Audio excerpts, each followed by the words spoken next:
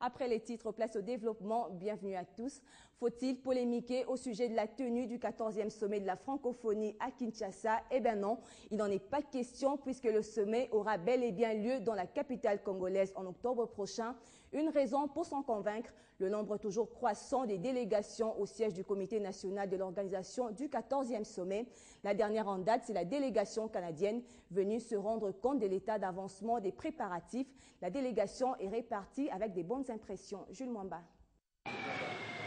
Visite peu ordinaire ce jeudi au siège du comité national d'organisation du 14e sommet de la francophonie.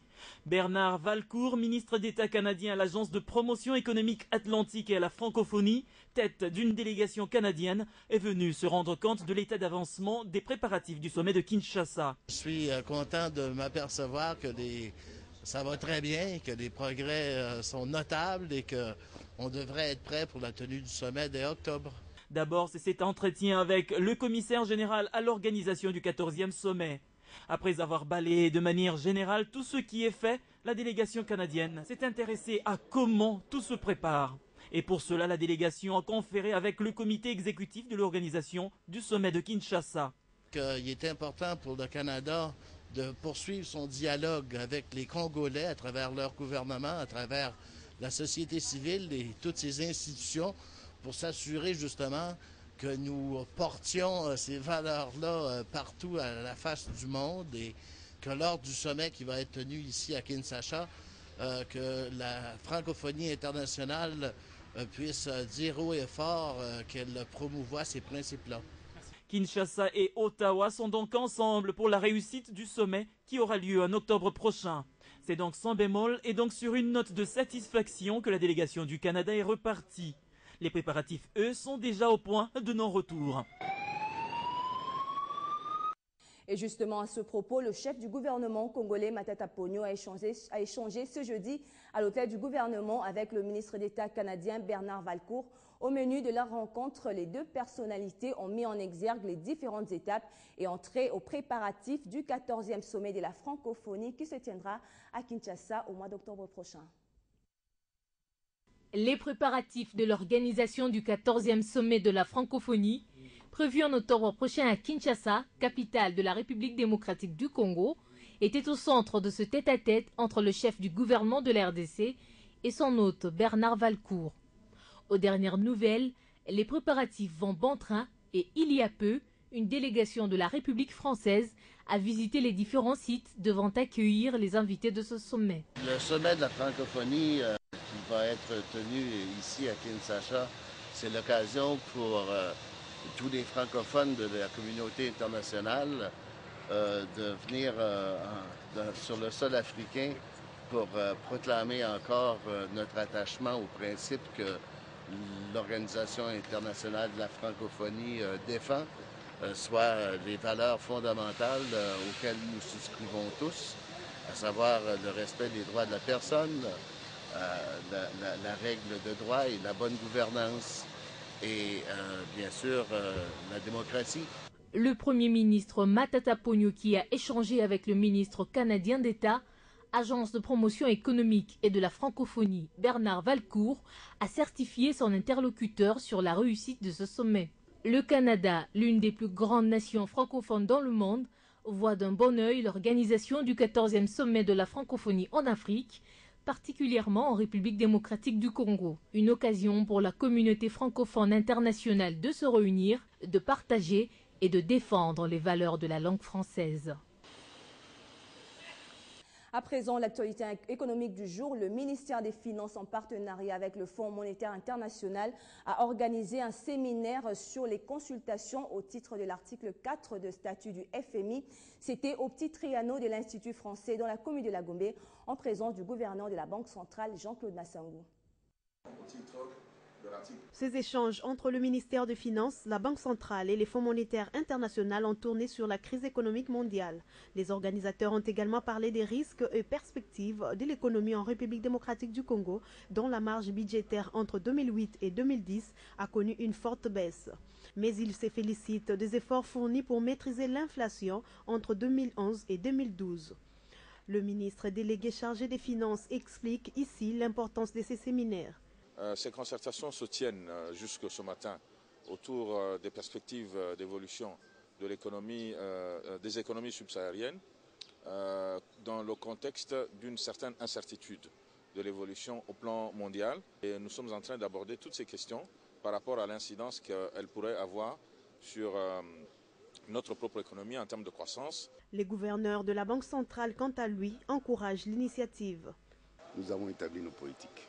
La politique monétaire va continuer à se concentrer sur l'accumulation des réserves de la Banque centrale. Donc il faut que la Banque centrale puisse augmenter le niveau de ses réserves internationales pour avoir une marge de manœuvre et pouvoir faire face à des chocs exogènes. Ces assises ont été clos par les vice-premiers ministres du budget, Daniel Moukoko. Je formule le vœu de voir ces rapports se raffermir davantage à travers notamment l'appui attendu aux différentes réformes en cours.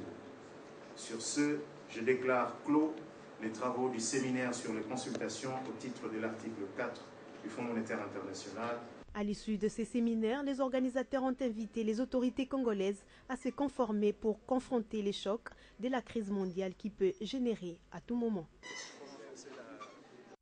Et au sujet de la police nationale congolaise, un atelier d'homogénéisation sur la réforme de la police s'est ouvert ce jeudi à Kinshasa. L'objectif de cet atelier est de doter le commissariat général de la police nationale et sa structure d'appropriation et de mise en œuvre des outils nécessaires pour la réalisation de la dite réforme. Pendant 3 jours, les experts, les comités de suivi de la réforme de la police et les partenaires vont travailler sur la conception de cette réforme et la formation des agents de l'ordre public. Nos reporters étaient sur place.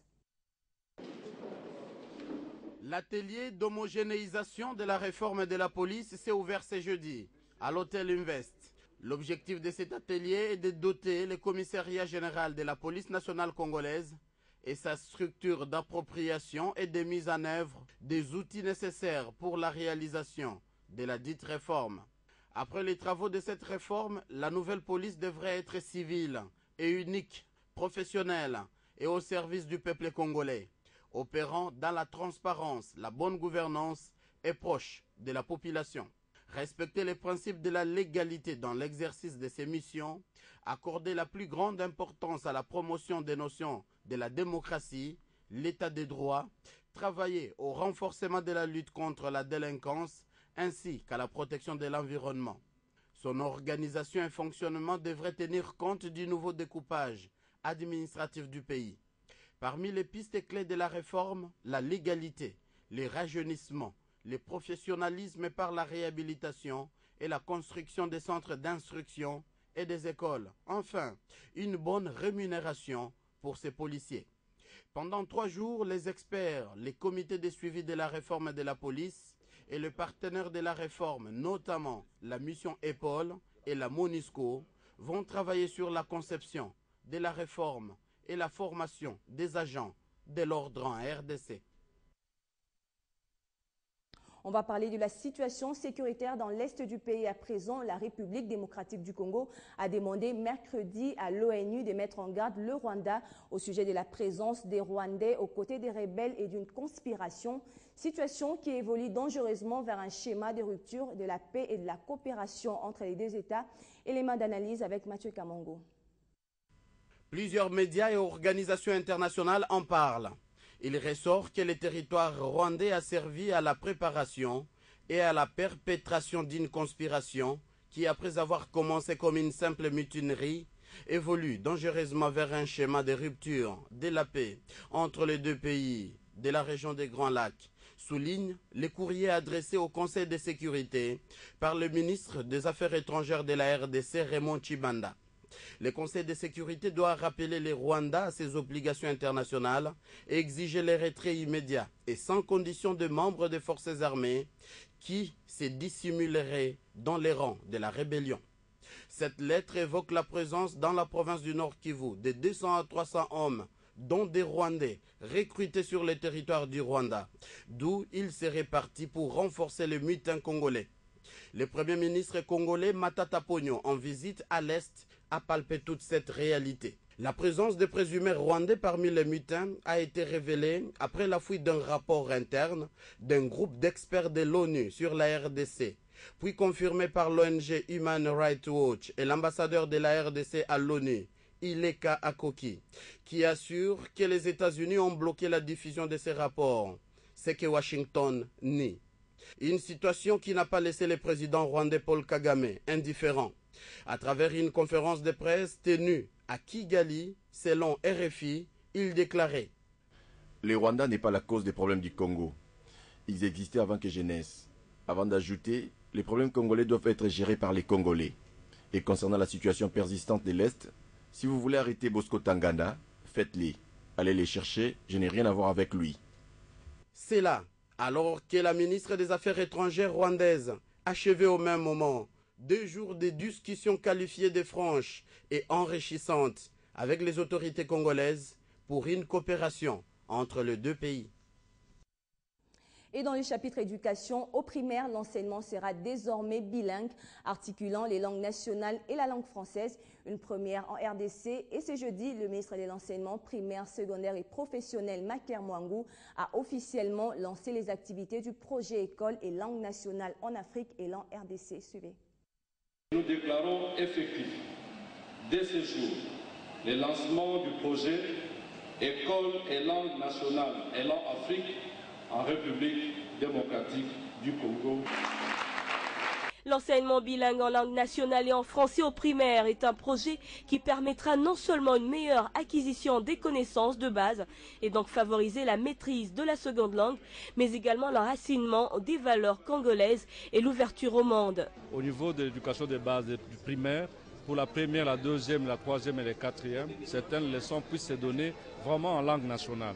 Et là, le français sera considéré comme une discipline, comme toutes les autres disciplines botaniques et autres. Mais quand on passe maintenant en 5e et 6e, c'est à ce niveau-là qu'on renverse, les langues nationales deviennent des disciplines. Un projet qui rencontre la vision de la francophonie, qui promeut la diversité linguistique et culturelle. Nous sommes en francophonie, mais là, on est en train de soutenir la promotion de langue nationale. C'est pour permettre effectivement le dialogue entre les cultures, mais aussi éviter l'appauvrissement et le nivellement de l'intelligence locale. Et ça facilite quand même à l'enfant de bien étudier lorsqu'il commence par langue du milieu ou maternelle, soit nationale. Parce qu'on apprend langue tant nationale que française, s'il vous plaît, et pour que l'enfant puisse se développer. L'enseignement bilingue est une initiative de 8 pays d'Afrique subsaharienne francophone et de 4 institutions, dont l'Organisation internationale de la francophonie. Sachez également que la société cellulaire des télécommunications RTL Congo a procédé tout récemment à une cérémonie de pose de première pierre à l'école primaire Kachunguri dans les territoires de Moudaka au Sud Kivu. Objectif, concrétiser sa vision de contribuer positivement au développement socio-économique de la République démocratique du Congo, particulièrement dans les domaines de l'éducation. Il est 10 h lorsque le cortège rouge et blanc, couleur emblématique de l'entreprise de télécommunications RTL, arrive à Moudaka, dans le territoire de Kabaré au Sud Kivu. Vous avez commencé à lever, oui ou non? Oui! Le décor est planté. La joie était visible sur le visage de la population et surtout des élèves de l'école primaire Kachunguri. Une école conventionnée protestante construite complètement en bois, elle abrite environ 400 élèves qui dans quelques mois recevront les connaissances dans une école en matériaux durables dont les travaux ont été lancés le 15 juin passé. Il s'agira de construire les salles des classes en les équipant également des matériels didactiques conformes au programme pédagogique national. Une action très salutaire dans le domaine de l'éducation nationale et surtout aux plus démunis que l'entreprise de télécommunications RTL compte entreprendre dans d'autres provinces de la RDC, car selon elle, cela figure dans son programme de responsabilité sociale. Parlons autre chose à présent. La finale de l'élection Miss Congo 2012 interviendra ce samedi 23 juin au Grand Hôtel Kinshasa. Plusieurs sponsors s'investissent pour la réussite de cette soirée, au cours de laquelle sera connue celle qui va représenter la beauté congolaise pour l'année 2012. De son côté, Woodin, la prestigieuse marque panafricaine des tissus, s'occupe de la confection des tenues des 24 candidates sélectionnées. Mercredi, l'heure était à l'ECH d'Europe. Dans sa boutique située sur l'avenue Tambalbaye, dans la commune de La Gombe, Woodin, cette prestigieuse marque panafricaine de tissu, a reçu les 23 candidates sélectionnées à travers le pays pour l'édition Miss RDC 2012. Pour s'imprégner de l'originalité et de l'africanité des motifs et couleurs illustrés sur ces tissus d'une qualité exceptionnelle, les Miss Congo sont venues ici pour l'essayage des robes.